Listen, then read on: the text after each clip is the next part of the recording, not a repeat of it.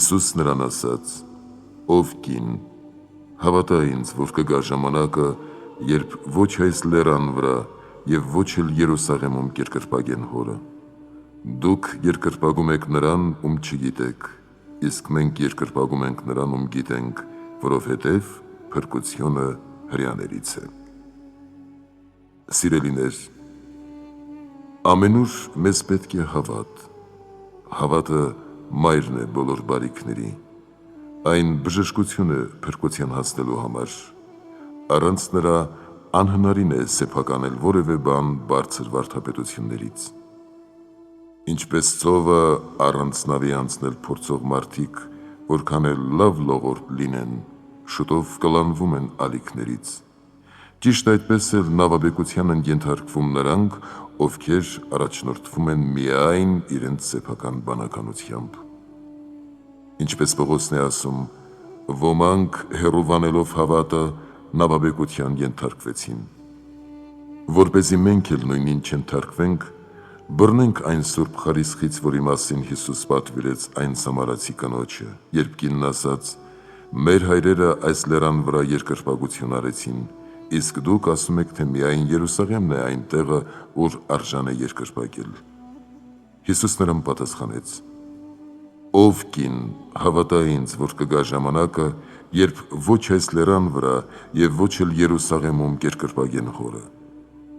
Այստեղ Հիսուս այդ կնոջ առջև բացում է այն կարևոր վարդապետությունը, որը չէր ասել ոչ Նիկոդեմոսին, ոչ էլ Նաթանայելին։ Կինը կամենում էր ցույց տալ իրենց ծեսերի գերազանցությունը հրեաների ծեսերի նկատմամբ և հաստատում էր այդ իրենց հայրերի օրինակով։ Սակայն Քրիստոս չպատասխանեց նրա այդ հարցումին, քանի որ ժամանակը չէր և ավելորդ էր այդ մասին խոսել և բացատրել, թե ինչու էին նրանց հայրերը երկրպագում այդ լեռան վրա, իսկ հրեաները Երուսաղեմում։ Եվ նա լռեց այդ մասին։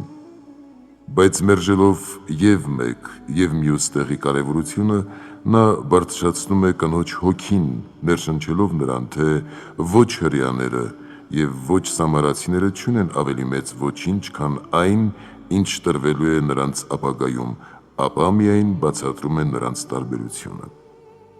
Սակայն սրա հետ մեկտեղ նա նախապատվությունը տալիս է հրեաներին, ոչ թե մի տեղը նախապատիվ համարելով մյուսից, այլ առավելություն տալով հրեաների աստվածպաշտության հոգուն։ Կարծես Հիսուս այսպես էր ասում. «Տեղի մասին հարկ չկա վիճելու, բայց աստվածպաշտությամբ հրեաները առավել են սամարացիներից, քանի որ ասում է. «Դուք երկրպագում եք նրան, ում չգիտեք, իսկ մենք երկրպագում ենք նրան, ում գիտենք»։ Իսկ ինչպես էին սամարացիները երկրպագում նրան, ում չգիտեին։ Նրանք մտածում էին, թե Աստված սահմանափակվում է որևէ տեղում և որևէ երկրում է նա, և ըստ այս պատկերացման էլ ծառայում էին նրան։ Այդպես նրանք պատվիրակություն ուղարկելով պարսիկների մոտ ասել էին, թե այդ տեղի Աստվածը բարկանում է իրենց վրա։ Նրանք Աստծուն պատկերացնում էին կուռքերի նման։ Այդ պատճառով էլ շարունակում էին ծառայել դևերին և Աստծուն, իրար հետ շփոթելով այն, ինչը շփոթված չպետք է լիներ։ Իսկ հրեաները զերծ էին այդպիսի մոլորությունից, ճանաչում էին Աստծուն իբրև տիեզերքի Աստված։ Այդ պատճառով էլ Քրիստոս ասում է. «Դուք երկրպագում եք նրան, ում չգիտեք, իսկ մենք երկրպագում ենք նրան, ում գիտենք»։ Մի զարմանա, որ Քրիստոս իրեն հրեա է համարում։ Նա խոսում է այդ կնոջ ընկալման մակարդակին համապատասխան իբրև հրեա մարգարե։ Այդ պատճառով էլ ասում է. «Մենք երկրպագում ենք»։ Որ երկրպագվողը հենց ինքն է, այդ այժմ բոլորին է հայտնի։ Երկրպագելը արարածների գործն է, իսկ արարածների Աստծուն հատուկ է երկրպագությունն ընդունելը։ Քանի դեռ նա խոսում է իբրև հրեա, ասում է «մենք», այսինքն հրեաները։ Այդպիսով բարձրացնելով հրեական օրենքը, նա վերստին իր նկատմամբ վստահություն է առաջացնում և համոզում է կնոջը առավել ուշադիր լինել իր խոսքի նկատմամբ և բարձրացնում է հրեաների հավատը ոչ թե այն բանի համար, որ այն տեսակով եզակի է։ Նա, ով այդպես է արտահայտվում այդպիսի վայրի մասին, որով հրեաները ամենաշատն էին հպարտանում և որով իրենց գերազանց էին համարում բոլոր ազգերից, ոչնչացնում է նրանց համար այդքան կարևոր գերազանցությունը մարգարեական ճշմարտությամբ և զորությամբ։ Այսպիսով, կնոջից վանելով այդպիսի մտքերը այն խոսքերով, թե ով կին, հավատա ինձ, որ կգա ժամանակը, երբ ոչ այս լեռան վրա և ոչ էլ Երուսաղեմում կերկրպագեն հորը, Քրիստոս ավելացնում է, որովհետև փրկությունը հրեաներից է։ Այս խոսքերը ցույց են տալիս, որ հրեաներից շնորհներ եղան ամբողջ աշխարհին, այնտեղ սկիզբ առավ Աստված ճանաչողությունը, գործերի մերժումը և մյուս վարդապետությունները, նաև ձեր երկրպագությունը, չնայած ոչ ճիշտ, հրեաներից ունեցավ իրենց սկիզբը։ Այսպիսով, այս կամ էլ իր աշխարհ գալը նա փրկություն է անվանում, ավելի ճիշտ չի մեղանչի նա, ով և այս և մյուսը փրկություն կանվանի, որը տերունական խոսքերով հրեաներից է։ Այս ցույց տալով է Պողոսն ասում. նրանցից է նաև Քրիստոս ըստ մարմնի, և նա է բոլորի վրա հավիտյանս օրհնյալ Աստված։ Տեսնում ես, ինչպես է Քրիստոս գովաբանում հին ուխտը և ցույց տալիս, որ այդ ուխտը արմատն է շնորհի և որ ինքը ոչնչով չի հակառակվում օրենքին։ Չնայած նա ասում է, որ բոլոր շնորհների սկիզբը հրեաներից է, բայց կգա ժամանակ և արդեն իսկ եկել է, երբ ճշմարիտ երկրպագուները կերկրպագեն Հորը հոգով և ճշմարտությամբ։ Մենք, ասում է, ով կին, գերազանցում ենք ձեզ մեր երկրպագությամբ, բայց այն էլ ի վերջո կդադարի, կփոխվի ոչ միայն վայրը, այլ նաև Աստծուն ծառայելու կերպը, և այն արդեն իսկ մոտ է, կգա ժամանակը և արդեն իսկ եկել է։ Եթե մարգարեները երկար ժամանակի համար էին մարգարե անում, ապա Քրիստոս այստեղ ասում է. արդեն իսկ եկել է։ Մի կարծիր, ասում է, թե այդ կանխագուշակությունը կկատարվի միայն երկար ժամանակ անց։ Այդ իրադարձությունն արդեն սկսվում է, և շատ շուտով ճշմարիտ երկրպագուները Հորը կերկրպագեն հոգով և ճշմարտությամբ։ Ճշմարիտ երկրպագուներ բառերով նա բացառում է և հրեաներին, և սամարացիներին։ Չնայած, որ առաջիններն առավել են երկրորդներից, սակայն շատ ավելի պակաս են ապագա երկրպագուներից, այնչափ, որչափ ստվերը իրականից։ Այստեղ նա եկեղեցու մասին է ասում, որովհետև եկեղեցուն է հատուկ ճշմարտապես և միայն Աստծուն արժանի պաշտամունքը, քանի որ Հայրն էլ իրեն այդպիսի երկրպագուներ է ուզում։ Եվ եթե նա հնուց ի վեր այդպիսիներին էր փնտրում, ապա թույլ տվեց երկրպագության հրեական կերպը ոչ թե այն պատճառով, որ ինքն էր այդ ցանկանում, այլ իր ողորմությամբ և որպեսզի հրեաներին բերի դեպի ճշմարտություն։ Ովքեր են նրա իրական երկրպագուները։ Նրանք, ովքեր Աստված պաշտությունը չեն սահմանափակում որևէ վայրում, այլ պաշտում են նրան հոգով, ինչպես Պողոսն է ասում. աղաչում եմ ձեզ, եղբայրներ, ողորմությամբ Աստծո, որ պատրաստեք ձեր մարմինները որպես զոհ կենդանի, սուրբ, աստվածահաճո, այդ է ձեր բանական պաշտամունքը։ Երբ Քրիստոս ասում է հոգի է Աստված, դրանով ցույց է տալիս, որ նա անմարմին է, իսկ անմարմնին վայելում է այդպիսի երկրպագություն, և պետք է մատուցվի այն, ինչ որ մեր մեջ անմարմին է, այսինքն հոգով և մաքուր մտքով։ Այդ պատճառով էլ ասում է. նրա երկրպագուները պետք է հոգով և ճշմարտությամբ երկրպագեն, քանի որ ոչ սամարացիները, ոչ հրեաները հոգ չէին տանում հոգու մասին, այլ շատ մեծ հոգածություն էին ցուցաբերում մարմնի նկատմամբ, մաքրելով այն բոլոր հնարավոր կերպերով։ Այդ պատճառով էլ նա ասում է, որ ոչ թե մարմնի մաքրությամբ, այլ նրանով, որ մեր մեջ անմարմին է, այսինքն մտքով պետք է ծառայել անմարմնին։ Այսպիսով հարկ է ոչ թե ոչխար կամ զվարակներ, այլ ինքդ քեզ իբրև Աստծո ողջակեզ բերել։ Սա նշանակում է, որ ոչ թե պետք է ներկայանալ իբրև կենդանի զոհ, այլ որ պետք է ճշմարտությամբ երկրպագել։ Նախկին արարողությունները, թլպատությունը, ողջակեզները, զոհերը, խնկարկությունները միայն ստվերն էին և ոչ իրողությունների բուն կերպարանքը։ Այժմ ամբողջը իրական է։ Այժմ ոչ թե պետք է թլպատել մարմինը, այլ նենգ մտքերը, խաչել սեփական անձը, մերձնել ցանկությունները։ Կինը զարմացավ նրա այդպիսի խոսքերից և որովհետև իզորու չէր ըմբռնելու այդ վարդապետության վսեմությունը, լսիր, թե ինչ է ասում։ Գիտեմ, որ Մեսիան Քրիստոս կոչվածը կգա, երբ նա գա, մեզ ամեն ինչ կպատմի։ Հիսուս նրան ասաց. այդ ես եմ, որ խոսում եմ քեզ հետ։ Հապա ինչու էին սամարացիները սպասում Քրիստոսին, երբ ընդունում էին միայն Մովսեսին, հենց Մովսեսի գրքերից։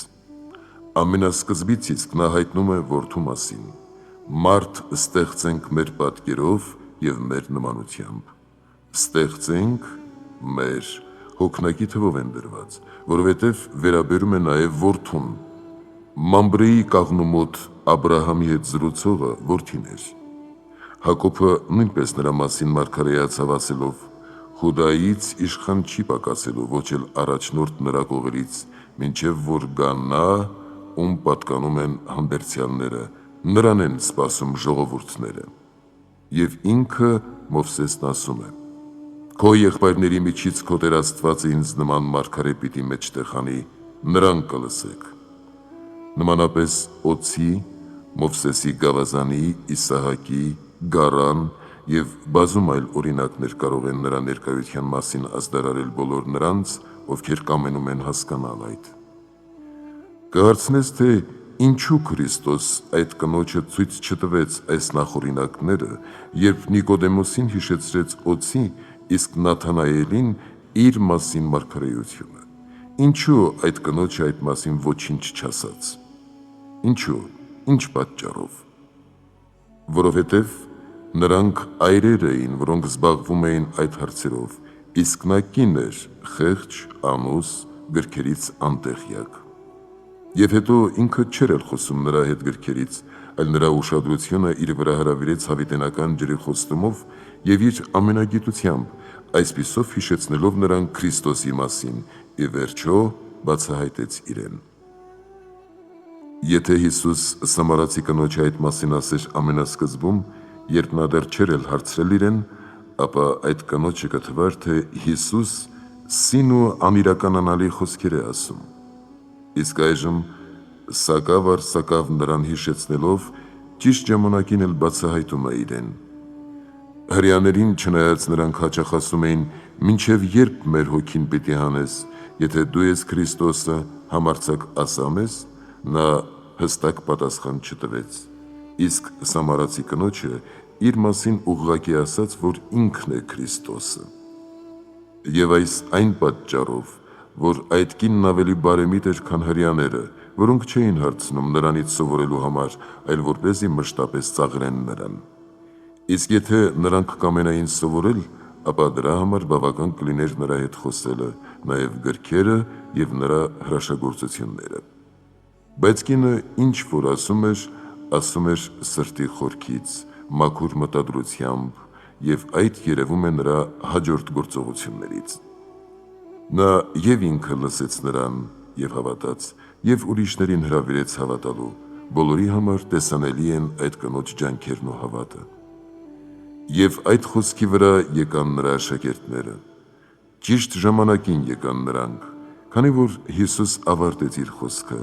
և զարմանում էին, որ նա խոսում էր այդ կնոջ հետ, բայց նրանցից ոչ ոք չասաց, թե ինչ ես ուզում կամ ինչ ես խոսում նրա հետ։ Ինչու նրանք զարմացան։ Նրա հեզության և խոնարհության վրա, այն բանի վրա, որ նա, լինելով այդքան մեծ, իրեն թույլ տվեց այդպիսի խոնարհությամբ զրուցել աղքատ, մանավանդ սամարացի կնոջ հետ։ Եվ չնայած զարմացած էին, սակայն չհարցրին զրույցի պատճառը։ Այդպես նրանք սովորեցին կատարելու աշակերտի իրենց պարտականությունները։ Այդպես նրանք նրա երկյուղով ու նրա հանդեպ հարգանքով լցվեցին։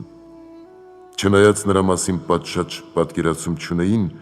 սակայն նայեցին նրան իբրև հրաշալի մարդու և նրա նկատմամբ մեծ հարգանք տածեցին։ Ճիշտ է, շատ դեպքերում նրանք դրսևորում էին մեծ համարձակություն, ինչպես օրինակ Հովհաննեսը նրա գիրկն ընկավ, կամ աշակերտները մոտենալով նրան հարցրեցին. «Մեզնից ով է մեծ երկնքի արքայության մեջ»։ Իսկ Զեբեդեոսի որդիները խնդրեցին նրան, որ իրենցից մեկը նրա աջ, մյուսը նրա ձախ կողմում նստի։ Ինչու այժմ նրանք չհարցրին նրան։ Որովհետև այն բոլոր մյուս դեպքերը վերաբերում էին իրենց, և այդ պատճառով էլ նրանք կարիք ունեին հարցնելու, բայց այժմյան իրադրությունը ոչնչով չէր վերաբերում իրենց։ Հովհաննեսը, որը նրա գիրկն ընկավ, շատ ժամանակ անց, երբ նրա հետ առանձնակի մտերմությունից էր օգտվում և միանգամայն համոզված էր, որ Քրիստոս իրեն սիրում է, ինչպես ասվում է, նա այն աշակերտն էր, ում սիրում էր Հիսուս։ Իսկ ինչը կարող է համեմատվել այսպիսի երանության հետ։ Բայց մենք, սիրելիներ, չսահմանափակվենք միայն առաքյալին երանելով, այլ անենք այնպես, որպեսզի մենք էլ երանելիների թվում լինենք, նմանվենք ավետարանչին և դրա համար տեսնենք, թե ինչպես նա ձեռք բերեց այդքան մեծ սեր։ Ինչով։ Նա թողեց հորը, նավակը, ուռկանը և հետևեց Քրիստոսին։ Այդպես վարվեցին և ինքը, և իր եղբայրը, և Պետրոսը, և Անդրեասը, և մյուս առաքյալները։ Հատուկ ինչ կատարվեց, որից բխեց Քրիստոսի մեծ սերը։ Ինքը ավետարանիչը իր մասին ոչինչ այդպիսի բան չի ասում, բացի նրանից, որ իրեն Փրկիչը սիրում է, սակայն այն առաքինությունների մասին, որոնց համար սիրելի էր դարձել ինքը, համեստորեն լռում է։ Որ Քրիստոս սիրում էր նրան մի հատուկ սիրով, այդ բոլորին էր հայտնի, սակայն երբեք չենք տեսնում, որ նա մյուսներից առանձին խոսի Քրիստոսի հետ, կամ նրան ինչ-որ բան հարցնի, ինչպես այդ հաճախ անում էին Պետրոսը, Փիլիպոսը, Հուդան և Թովմասը։ Միայն այն ժամանակ ենք այդ տեսնում, երբ Հովհաննեսն ուզում է գոհացնել իր աշակերտակցին և հնազանդվեց նրան։ Երբ առաքյալների գլուխը նրան ակնարկ արեց, այնժամ էլ նա հարցրեց Հիսուսին, քանի որ բոլոր առաքյալները մեծ սեր էին տածում իրար նկատմամբ։ Այսպիսով տեսնում ենք, որ նրանք միասին և տաճար էին գնում և միասին խոսում էին ժողովրդի հետ։ Ճիշտ է, Պետրոսը միշտ մեծ ջերմեռանդությամբ է և խոսում, և գործում, իսկ վերջում Հիսուսից լսում. «Սիրում ես ինձ ավելի, քան դրանք»։ Իսկ բոլորից շատ սիրողը, անշուշտ, ինքն էլ սիրված էր։ Բայց այս ակնհայտորեն բխում էր Հիսուսի նկատմամբ սիրուց, նաև իր Հիսուսի սիրուց։ Ուրեմն ի՞նչն էր մղում Հովհաննեսին ավելի սիրելու։ Ինձ թվում է այն, որ այս այրը ամենահեզն ու ամենախոնարհն էր, որովհետև նա երբեք իրեն ուրիշներից չէր գերադասում։ Եվ թե որքան մեծ է այդ առաքինությունը, հայտնի է Մովսեսի օրինակից, որին հենց այդ առաքինությունն էլ դարձրեց այդքան մեծ ու փառավոր։ Ոչ մի բան համեմատելի չէ խոնարհության հետ։ Այդ պատճառով էլ Քրիստոս հենց դրանից էլ սկսեց երանիների ուսուցումը, մտադրվելով, ասես, հսկայական կառույցի հիմք դնել։ Նա ամենից առաջ դրեց խոնարհությունը։ Առանց դրա անհնարին է փրկվել։ Մարդը որքան էլ շատ աղոթի, պահք պահի, ողորմություն տա, բայց այդ անի հպարտությամբ և չունենա խոնարհություն, այդ ամենը ձանձրելի է։ Բայց եթե այդ ամենն արվում է խոնարհությամբ, ուրեմն փափագելի է, դրվատելի, գովելի։ Ուրեմն խոնարհեցնենք մեզ, սիրելիներ, խոնարհեցնենք, և եթե միշտ արթուն լինենք, այդ առաքինությունը մեզ համար շատ հեշտ կլինի։ Իրականում ի՞նչն է քեզ մղում հպարտանալու, ով մարդ։ Միթե դու չես տեսնում քո ոչնչությունը, քո կամքի հակվածությունը դեպի չարը։ Մտածիր վաղջանի տորվա մասին, հիշիր մեղքերիդ բազմությունները։ Հնարավոր է, որ շատ մեծ գործեր ես արել, այդ պատճառով էլ մտածում ես, թե մեծ մեկն ես, բայց դրանով իսկ կորցնում ես ամեն բան։ Ոչ այնքան մեղավորին, որքան առաքինի մարդուն է անհրաժեշտ հոգ տանել խոնարհ լինելու մասին։ Ինչու է այդպես։ Որովհետև մեղավորը կարիք ունի իր խղճմտանքի հետ հաշտության, իսկ առաքինի մարդը, եթե չի հսկում իրեն, ասես քամու միջոցով վեր բարձրացած, նույն պահին էլ ընկնում է նման հայտնի փարիսեցուն։ Դու օգնում ես աղքատներին, բայց տալիս ես նրանց ոչ ամեն ինչ, իսկ Աստված մեկն է իր բոլոր քեզ նման ծառաների համար։ Այդ պատճառով էլ մերձավորի թշվառության մեջ տեսնելով քո սեփական թշվառությունը և ուրիշների մեջ տեսնելով քո բնությունը, հարկ է առավել խոնարհվել։ Հնարավոր է մեր նախնիներն էլ են այդպիսին եղել, իսկ եթե մենք ձեռք ենք բերել հարստություն, ապա այն կրկին կարող ենք կորցնել։ Ինչ է հարստությունը։